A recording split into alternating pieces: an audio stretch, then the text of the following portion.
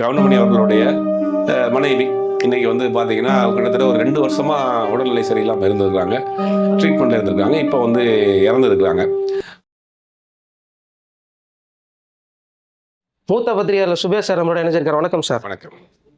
இன்னைக்கு கவுண்டமணி சாரை வந்து ஃபர்ஸ்ட் டைம் நம்ம இப்படி பார்க்குறது வந்து ரொம்ப வருத்தமாக இருந்துச்சு. ஆக்சுவலாக வந்து அவர் பல பேரை சிரிக்க வச்சுருந்தாரு.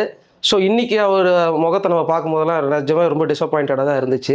நிஜமாகவே இந்த சம்பவம் எப்படி நடந்துச்சு சார்?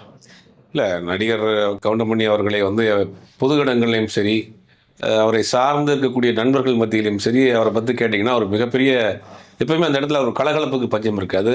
குறிப்பாக அவர் அடிக்கிற டைமிங்க்கு வந்து மிகப்பெரிய ஒரு ரசிகர் கூட்டமே இருக்கும். ஏன்னா எதையுமே ஒளிவு மறைவு இல்லாமல் பண்ணக்கூடிய ஒரு நபர். ஷூட்டிங் ஸ்பாட்டில் அவர் என்ன தோணுதோ, என்ன செய்யணுமோ அதை சிலர் மறைஞ்சு செய்வாங்கல்ல, அதெல்லாம் மறந்து செய்ய மாட்டார். அவர் கார் வச்சுருப்பார், அந்த கார் மேலே இருந்து உட்காந்து தான் என்ன பண்ணுவார். அந்த மாதிரி ஒரு ஒரு என்ன சொல்கிறது, ஒரு திறந்த புத்தகம்ன்றாங்களா, அந்த மாதிரியான ஒரு திறந்த புத்தகம் மாதிரி இருந்த நபர் தான்.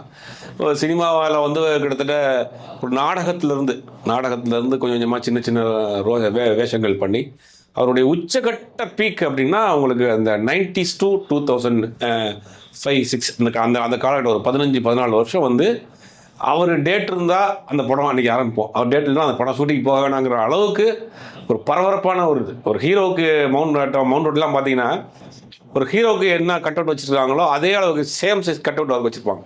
ஒரு பேப்பரில் விளம்பரம் வருதோ ஹீரோக்கு என்ன விளம்பரம் ஒரு பக்கத்தில் இருக்கோ அதே அளவுக்கு இவர் விளம்பரம் போட்டிருப்பாங்க. அந்த மாதிரி பயங்கர பரபரப்பாக உச்சத்தில் இருந்தார். படங்கள் தொடர்ந்து பிஸியாக பண்ணிகிட்டு இருந்தாலும் காமெடியில் எந்த பஞ்சம் இருக்காது. அதான் ஒரு பெரிய ப்ளஸ். காமெடி நிறையா வீரப்பனாக இருக்கட்டும், இந்த இப்படி எழுத ராஜகோபால் போன்றவர்கள் காமெடி எழுதி கொடுத்தாலும் அதை உள்ளே வாங்கி ப்ரெசென்ட் பண்ணுற விஷயம் இருக்கு இல்லையா, அதை வந்து ரொம்ப எவ்வளோ பிஸியாக இருந்தாலும் எவ்வளோ பரபரப்பாக இருந்தாலும் அந்த விஷயங்களில் வந்து ஒரு டைமிங் வைக்க மாட்டார். கவுண்டமணி, செந்தில் இவங்கெல்லாம் தேனாம்பேட்டையில் ஒரு மேன்ஷனில் சுந்தரராஜன், கவுண்டமணி, செந்தில், பாக்யராஜன் ஒரு மிகப்பெரிய ஜாம்பவான்கள்லாம் ஒரு இடத்துலேருந்து கிளம்பியிருக்காங்க.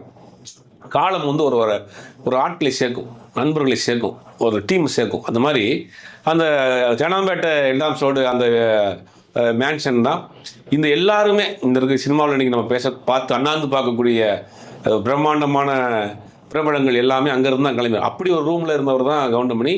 அதே ரூமில் இருந்தவர் தான் செந்தில் ஒரு பக்கம் சினிமா வாய்ப்புகள் தேடுறாரு, கவுண்டமணி ஒரு பக்கம் வாய்ப்புகள் தேடுறாரு. சினிமா வாய்ப்பில் சின்ன சின்ன நாடகங்கள் பண்ணுறாங்க. அதுக்கு பிறகு பாக்யராஜா ஒரு ரூம் விட்டா இருக்கிறதுனால பாரதிராஜா அவர்கள்ட்ட சொல்கிறாரு. பாரதிராஜா முதல்ல வேணாங்கிறாரு. புதுசாக அவரால் கொண்டு வந்து ட்ரெயின் பண்ணிலாம் கொண்டு போக முடியாது வேணான்னு இவர்கிட்ட எவ்வளோ ப்ரெஷர் பண்ணி உள்ளே கூட்டு போகிறாரு. ஒரு சின்ன ரொம்ப வேஷம் பண்ணுறாரு. பாக்யராஜ் தானே ப்ரெஸ் பண்ணி கூட்டு போகிறாரு. ஏன்னா ரூம்மேட்டு கூட இருக்கிறாரு, ஒரே ஊருக்காரரு. இது எப்படியாவது அந்த டீமுக்குள்ள உள்ள சேர்த்து விட்டுருவோம். இப்போ வரராஜா உச்சத்தில் இருக்கிறார். வரராஜா படத்தில் நடிச்சிட்டாலே அன்றைக்கி போதும். 16 வயதில் முதல் படம் வரதராஜாவுக்கு. ஒரு பக்கம் வந்து பார்த்தீங்கன்னா மயில்ன்ற கேரக்டரில் ஸ்ரீதேவி, அந்த கேரக்டர் இன்னொருத்தர் கேரக்டர் வந்து ஒரு புது டாக்டர் ஒருத்தர். அப்புறம் கமலஹாசன், சப்பானி கமலஹாசன் பயங்கர ஃபேமஸ்ஸு. பரட்டை அப்படின்னு ஒரு character Rajinikanth, super star Rajinikanth நடிச்சிருப்பார். அந்த பரட்டையோடைய கூடயே இருப்பார். இவர் என்ன சொன்னாலும் அதுக்கு கவுண்டர் போடக்கூடிய ஒரு கேரக்டர். ஏதாவது சொன்னால் 10 வச்சுட்டியே பரட்டை அப்படின்னு ஒரு கவுண்டர் போடுவார். அதனால தான் அவர் பேர் கவுண்டமணிங்கிறது ஒரு மணி அவர் பேர். ஆனால் அவர் பேரை வந்து எல்லாத்துலேயும் கவுண்டர் போகிறதுனால அவர் கவுண்டமணி அப்படின்னு சொல்லி பேசி கடைசியில் கவுண்டமணி ஆகிப்போச்சு. இப்போ அதில் 16 வயதில் அதை உள்ளே கொண்டு வந்தது பாக்யராஜ் எல்லாம் சேர்ந்து அந்த ரூமில் இருக்க ஆட்கள்லாம் சேர்ந்து தான் உள்ளே கொண்டு வராங்க. அதுக்கு பிறகு சின்ன சின்ன ரோட்டெலாம் பண்ணுறாரு. அதாவது மெயின் காமெடினா இல்லாமல் கேரக்டர் ரோல் சின்ன ரோல்லாம் பண்ணுறது. ஒரு ஃபுல் ஃப்ளெக்ஸ்டு காமெடியாக இருந்தால் உதயகீதம் 80 காலகட்டங்களில் தான் தனி ட்ராக் வந்துச்சு. அதுக்கு பிறகு தான் போகிறாரு. உதயகீதம் படம் தான் அவரை வந்து ஒரு மிகப்பெரிய ஒரு தனி அடையாளத்தை கொடுத்துச்சு. ஜெயிலில் இருப்பார், வெளியில் வருவார், இந்த போலீஸ் சாமியார் அப்படின்ற அதுக்கு ஒரு தனி ட்ராக் அப்படி போயிட்டே இருக்கும் படத்தில். அது வந்து உதயகீதம் படத்தில் ஆரம்பித்தது. 80 இடையில் கொஞ்சம் சின்ன ஒரு லேக் வந்துச்சு. 90 காலகட்டங்களில் லேக் வந்துச்சு. திருப்பி வந்து இந்த 94-95 திருப்பி பீக் ஆச்சுன்னா கடைசியில் 2010 வரைக்கும் அவர் வந்து உச்சத்தில் இருக்கிறாரு. சில படங்களில் ஹீரோவாக இப்போ ஒரு படம் ஒத்த ஓட்டு முத்தையான்னு ஒரு படத்தில் அவர் ஹீரோவாக நடித்து எடுத்து வச்சுருக்காங்க. ரிலீஸுக்கு தயார் நிலையில் இருக்குது. இப்படி சினிமா வாழ்க்கைங்கிறது வந்து பல கட்டங்களை தாண்டி வந்தாலும் கூட அவர் பெர்சனலாவை பொறுத்த வரைக்கும் அவர் மிகப்பெரிய ஒரு ஆங்கில பட பார்க்கக்கூடிய ரசிகர். அவர் கூட ஒர்க் பண்ண ஆட்கள், அவருடைய பழைய ஆட்கள்லாம் சொல்லியிருப்பாங்க. அவர் வந்து நிறைய இங்கிலீஷ் படம் பார்ப்பார். நிறைய இங்கிலீஷ் படங்களுடைய ரெஃபர் பண்ணுவாராம் டேரக்டர்ஸ், இந்த படம்லாம் பாருங்க அப்படின்னு. வெளியில் பார்த்தா ஒரு காமெடி நடிகராக தெரிஞ்சால் கூட அவ்வளோ சினிமா நாலேஜஸ், டெக்னிக்கல் நாலேஜ். இன்றைக்கி நம்ம பேசிகிட்டு இருக்க இன்னைக்கு டேட்டில் ஹாலிவுட் என்ன படம் ரிலீஸ் ஆயிருக்கு, அந்த படம் என்ன படம் நல்லா இருக்குது, அதில் யார் யார் ஆர்டிஸ்ட்டுங்கிற கொண்டு அவ்வளோ வச்சுருப்பார். எல்லாருக்கும் ரெஃபர் பண்ணக்கூடிய நபர் தான், அந்த மாதிரி ஒரு நபர். அப்புறம் தான் ஒரு காலகட்டத்தில் கவுண்டமணி செந்திலும் ஜாயின் பண்ணுறாங்க. முதல்ல தனித்தனியாக பண்ணிகிட்டு இருக்காங்க. அப்புறம் ஒரு காலத்தில் சேர்ந்து ஜாயின் பண்ணும்போது எங்கேதான் தான் நினைக்கிறேன் அவங்க ஜாயின் பண்ண டைம். ஜாயின் பண்ணி சேர்ந்து பண்ணுறப்ப அது அந்த காமெடி ஒக்கூட்டாது. இந்த இரட்டையர் காமெடி, ஒருத்தர் திட்டுறது ஒருத்தர் அடி வாங்குறதுங்கிறது அது தமிழ் சினிமாவுக்கே அது கொஞ்சம் ஓரளவுக்கு அது புதுசாக இருக்குது. அதில் அப்படியே பிக்கப் ஆகிறது தான். அப்படியே அவங்க ஒரு கட்டத்தில் தவிர்க்க முடியாத நபர்களாக, தவிர்க்க முடியாத காமெடி நடிகர்களாக மாறுறாங்க. அதாவது ஒரு படம் பூஜை போடுறாங்களா, இளையராஜா மியூசிக்கு கவுண்டமணி செந்தில் காமெடி இருக்குன்னா அந்த படம் மினிமம் பிஸ்னஸ். அப்படி ஒரு ஸ்டேஜ் வந்துருச்சு இன்னைக்கு யார் நடிகர் யார் டைரக்டர்லாம் கிடையாது. இளையராஜா மியூசிக் கவுண்டமணி செந்தில் காமெடி இருக்கா, காலையில் படம் பூஜை, சாயங்காலம் அந்த படத்தினுடைய பிஸ்னஸ் முடிஞ்சிடும். ஏரியா சேல்ஸ் ஆயிரும், மேக்ஸிமம் எல்லா பிஸ்னஸும் முடிஞ்சு லாபம் வரக்கூடிய இருக்கும். அந்த அளவுக்கு ஒரு மிக மிக முக்கியமான ஒரு நபராக, தவிர்க்க முடியாத நபராக சினிமாவில் மாறினார். அப்புறம் இடையில கொஞ்சம் வேறு ஆட்கள் உள்ளே வந்தாங்க, ஒரு சின்ன கேப்பு. அந்த கேப்பில் தான் வடிவேல் உள்ள வர்றாரு. கவுண்டமணி செந்தில் உச்சத்தில் இருக்கிறாங்க. அப்போது அந்த 2 பேரும் சேர்ந்து பண்ணக்கூடிய படங்களில் வடிவேல் சின்ன சின்ன ரோல் பண்ணுறாரு. ராசாவின் மனசிலே அப்போ தான் உள்ளே வர்றாரு, சின்ன ரோல் பண்ணுறாரு. சிங்காரவேலன் பண்ணுறாரு, சிங்காரவேலன் கவுண்டமணி செந்தில் அதில் சின்ன ரோல் பண்ணுறாரு. அப்பயே கவுண்டமணி கணிக்கிறாரு, இவன் ஒரு பெரிய ஆளாக வருவான்னு. அதாவது ஒரு பெரிய காமெடி நடிகருக்கு ஒரு சின்ன ரோல் பண்ணுறவனை நோட் பண்ண வேண்டிய அவசியம் இல்லை. ஆனால் வடிவேலை அவர் நோட் பண்ணுறாரு, இந்த ஏதோ வர்ற மாதிரி இருக்குது அப்படின்னு நோட் பண்ணுறாரு. ஆனால் அங்கே ஒரு காலகட்டத்தில் மேலே சில 2 பேருக்குள்ளேயே சின்ன சின்ன மனக்கசப்புகள்லாம் ஏற்படுது. வடிவேலை போட வேணாங்கிற மாதிரியெல்லாம் மனக்கசப்புலாம் இருக்குது. அப்புறம் ஒரு காலகட்டத்தில் வடிவேல் எல்லாரும் தூக்கி சாப்பிட்டு அவருடைய காலகட்டங்கள் ஒரு 20 வருஷம் போச்சு. இப்படி போயிட்டு இருக்கப்போ தான் வடிவேலுடைய கவுண்டமணி அவர்களுடைய மனைவி இன்றைக்கி பார்த்தீங்கன்னா கிட்டத்தட்ட ஒரு 2 வருஷமாக உடல்நிலை சரியில்லாமல் இருந்திருக்கிறாங்க, ட்ரீட்மெண்ட்டில் இருந்திருக்காங்க. இப்போ இறந்துருக்குறாங்க. திரையுலகத்தை சேர்ந்த பலரும் இன்றைக்கி பார்த்துட்டு போயிட்டு அஞ்சலி செலுத்திக்கிட்டு இருக்காங்க. நாளைக்கு பெசன்னர் சுடுகாட்டில் அதை அடக்கம் செய்ய போகிறாங்க. கவுண்டமணி செந்தியில் இன்ட்ரடியூஸ் பண்ணி விட்டதே கவுண்டமணி தான் அப்படின்றாங்க. உண்மையாக? ஆமாம், எல்லாரும் அதே ரூமில் இருந்தால் முதல்ல ப்ரொடக்ஷனில் வேலை பார்த்தார் செந்தில். ஆக்சுவலாக நடிகராக வரல, ப்ரொடக்ஷனில் சின்ன சின்ன வேலைகள் பார்த்துக்கிட்டு இருந்த கவுண்டமணி அப்போ ஷூட்டிங் போகிறப்ப செந்தியில் கூப்பிட்டு போகிறது, அப்புறம் இவருக்கு வேஷம் கொடுங்கன்னு சொல்கிறது, அப்படி கூப்பிட்டு போய் தான் அவரை நடிகராக இன்ட்ரடியூஸ் ஆகிறார். செந்தியில் பொறுத்தவரை நடிக்கணும்னு ஆசை இருந்தால் கூட ப்ரொடக்ஷனில் வேலை பார்த்துருந்தார். இவர் தான் அவரை நடிகராக ஆக்குறார். இப்போது சத்யராஜும் அவரும் 2 பேருமே ரொம்ப க்ளோஸான ஃப்ரெண்ட்ஸு. ஸோ இன்றைக்கி நம்ம பார்க்கும்போது சத்யராஜை பார்த்துட்டு அவர் அப்படியே ஒரு மாதிரி எதுவுமே என்ன நம்மளை சுற்றி என்ன நடக்குது அப்படிங்கிற மாதிரியே ஒரு இதுவில் இருந்துட்டு இருக்கார். பார்த்தீங்களா? இல்லை, அவர் வீட்டில் பார்த்தீங்கன்னா சத்யராஜனுடைய மனைவி கிட்டத்தட்ட ஒரு 2-3 வருஷமாக அவங்க ரொம்ப முடியாமல் ஒரு கண்டிஷனில் இருக்கிறாங்க. சொல்லப்போனால் கோமா ஸ்டேஜில் இருக்கிறாங்க. பெட் பேஷண்ட்டாக வீட்டில் வச்சு அவ்வளோ ஒரு கேர் எடுத்து பார்த்துக்கிறாரு சத்யராஜ். போய் ஷூட்டிங் இல்லாத நேரங்களில் அவங்கள ரொம்ப கேர் எடுத்து பார்த்துக்கிறாங்க. சேம் டைமில் இவங்களும் அதே மாதிரியான ஒரு கண்டிஷன்லாம் இருந்திருக்கிறாங்க. கவுண்டமணியோட ஒய்ஃபு கிட்டத்தட்ட 2 வருஷமாக உடம்பு முடியாமல் தான் இருந்திருக்காங்க. அவரும் வீட்டில் தான் பார்த்துட்டு இருக்கிறாரு.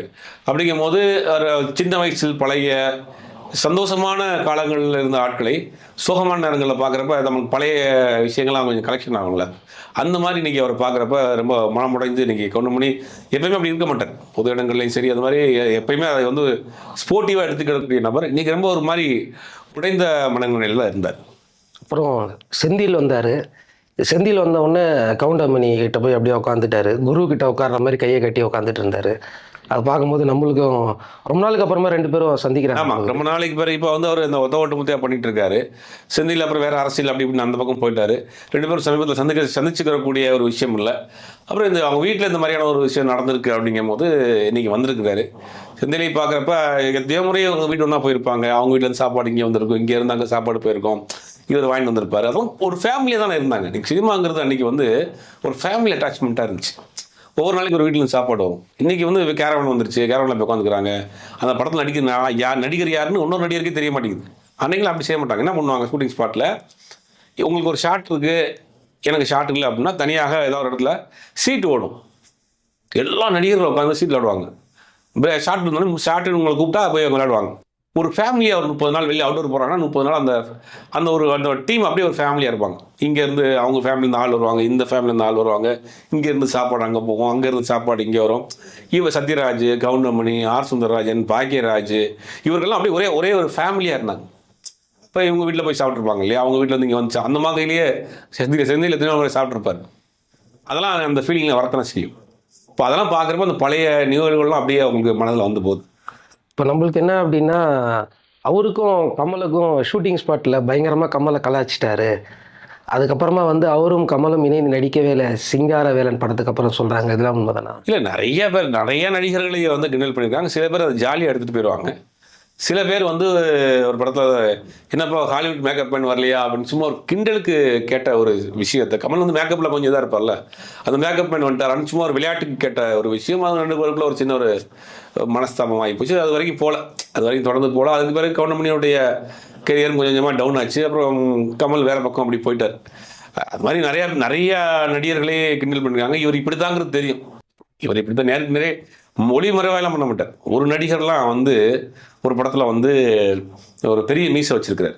பெரிய மீசை இது வரைக்கும் கிருத்தா வச்சு மேலே இது வச்சு அவர் ஒரு நடிகர். நீங்கள் உச்ச நட்சத்திர நடிகர் வேணும், அவர் இறந்தும் போயிட்டார்னு வச்சுக்கலாம். மதிக்கத்தக்க ஒரு நடிகர். அவர் நேரம் வந்து அவர் கேட்டார், என்னப்பா உனக்கு மூஞ்சியில் செட்டு போட்டிருக்காங்க, மூஞ்சியில் செட்டு போட்டிருக்காங்க. இன்னொரு கவிஞரை வந்து சொன்னாராம், அந்த கவிஞரை பார்த்தியா பணம் மரத்தில் காக்கா உட்காந்த மாதிரியே உட்காந்துருக்காப்பா அப்படின்னு சொன்னாராம். இந்த மாதிரி அவர் கமெண்ட்டை வந்து சில பேர் ஸ்போர்ட்டிவாக ஜாலியாக எடுத்துக்கலாம். அப்படி கமல் அவர்களை விளையாட்டாக ஒரு விஷயம் சொல்ல போய் அவர் ரொம்ப ஒரு கட்டாகி அதுக்கு பேர் அவங்க சேர்ந்தே பண்ணல. கடைசி வரைக்கும் பண்ணல. அது எல்லாம் சினிமாவில் நடக்கக்கூடிய விஷயம் தானே. ஒரு காலகட்டத்தில் அப்படி சேர்ந்துருப்பாங்க. ஒரு சில பிரச்சனை வந்தால் விலகி போகிறது தான். அவர் ஒரு கம்பேக் அப்படின்னு பார்த்தீங்கன்னா உள்ளத்தளித்தால தான் திரும்ப ஒரு கம்பேக் கொடுத்துருந்தார் ஆக்சுவலாக. அதுக்கப்புறமா தொடர்ந்து நடிச்சிட்டு இருந்தார். நடுவில் அவருக்கு உடல்நிலை சரியில்லை, மஞ்சக்காமல் அந்த மாதிரியான செய்திகள் தான் வந்தது. அதனால தான் அவர் கொஞ்சம் உடல்நிலை கூட வந்து பார்த்தீங்கன்னா உடல் எடை குறைந்து காணப்படுகிறாருன்றாங்களே, அது உண்மைதானா? ஆமாம், சின்ன இடையில கூட ஒரு சர்ஜரி பண்ணாங்க. வயசு இருக்குல்ல அவங்களுக்கு, அவருக்கு 70 வயசுக்கு மேலே ஆச்சு. அவருடைய அந்த காலகட்டங்களில் அவ்வளோ பரபரப்பாக பிஸியாக இருந்த நபர். அந்த எனக்கு தெரிஞ்சு அந்த காலகட்டத்தில் உள்ள சாப்பிட்ட சாப்பாடு உடம்பு தான் அவர் இன்றைக்கி காப்பாற்றிட்டு இருக்கு. இன்றைக்குள்ள ஜெனரேஷன்லாம் அந்த வயசுக்கு இருப்பாங்களா, ஆக்டிவாக இருக்குது. இன்றைக்கும் ஆக்டிவாக இருக்கிறாரு. பட் சில சர்ஜரிஸ்லாம் பண்ணாங்க. சில மெடிக்கலாக சில ப்ராப்ளம் இருந்துச்சு. அவருக்கும் ட்ரீட்மெண்ட் இருந்தார், ரெஸ்ட்டில் இருக்கிறாரு. பட் ஒவ்வொரு சீசனுக்கும் ஒரு காலகட்டம் இருக்குல்ல, உடல் ஒத்துழைக்கணும்ல. மனசும் எதுவும் ஒத்துழைச்சாலும் உடல் ஒத்துழைக்கணும்ல. அப்போ இவரும் அந்த வயோதிகம்காரனால இவரும் சில சர்ஜரி பண்ணாங்க, சில ட்ரீட்மெண்ட்டில் இருந்தார். இப்போ அவங்களும் இருந்தாங்க. இன்றைக்கி இறந்ததுங்கிறது வந்து எப்பவுமே கடைசி காலத்தில் தானே துணைங்கிறது வந்து ஒரு தேடல் இருக்கும். அதுதான் ஒரு பெரிய ஆறுதல். இப்போ அதே காலகட்டங்களில் உள்ள ஒரு நபர் நீங்கள் எங்கே போய் தேடுவீங்க? உங்களை பற்றி எல்லா விஷயமும் தெரிந்த ஒரு நபர், உங்கள் வயதை ஒத்த ஒரு நபர், உங்களோட கிட்டத்தட்ட 50 வருடம் வாழ்ந்த ஒரு நபர் மட்டும்தான் உங்களை டேக்கர் பண்ணிக்கிற முடியும். அவங்க இல்லைங்கிற ஒரு வெறுமை இருக்கு இல்லையா, முதுமையில் வந்து வெறுமைங்கிறது மிகப்பெரிய கொடுமை அப்படிம்பாங்க. அது வந்துருச்சு அப்படிங்கிறது தான் அவருக்கு. உங்க கூட 50 வருஷம் வாழ்ந்துருக்குறாங்க, உங்களோட இன்னொன்று தெரியும், உங்களுக்கு என்ன சாப்பிடுவீங்க, என்ன பிடிக்கும், என்ன பிடிக்காது, எந்த மாத்திரை போடுவீங்க, உங்களுடைய சொத்து பத்துக்கள், உங்களுடைய சோக துக்கங்கள், உங்களுடைய ஆக்டிவிட்டிஸ் என்ன, உங்களுடைய கேரக்டர் என்ன, எல்லாமே தெரிஞ்ச ஒரு நபர் தன்னை விட்டுட்டு போயிட்டாங்க அப்படிங்கிறது வந்து ஒரு மிகப்பெரிய ஒரு இழப்பு. எனக்கு தெரிஞ்சு மிகப்பெரிய இழப்புங்கிறதே வந்து வயதான காலத்தில் கணவனை மனைவியோ மணவன் கணவியோ இழக்கிறத தான் நினைக்கிறேன்.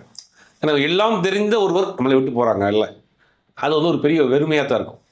அந்த வயோதிக காலத்தில் வெறுமைங்கிறது மிகப்பெரிய ஒரு கொடுமை தான். அது இன்னைக்கு அவருக்கு வந்திருக்கு. எதையுமே ஸ்போர்ட்டிவாக விளையாட்டாக எடுத்துக்கிடக்கூடிய ஒரு நபர் இன்றைக்கி ஒரு மிகப்பெரிய ஒரு உடைந்து போயிருக்கிறார் அப்படிங்கிறத அவர் பார்க்குறப்பே தெரியுது. நிறைய ஆட்கள், சினிமா ஆட்கள் தொடர்ந்து வந்து பார்த்துட்டு இருக்காங்க, பேசிகிட்டு இருக்காங்க, அஞ்சலி செலுத்திட்டு இருக்காங்க. இருந்தாலும் கூட அந்த வெறுமை அவருக்கு தெரியுது, அந்த முகத்தில் தெரியுது. ஒரு மாதிரி உடைந்து போயின மனநிலை தான் இருக்கிறார்.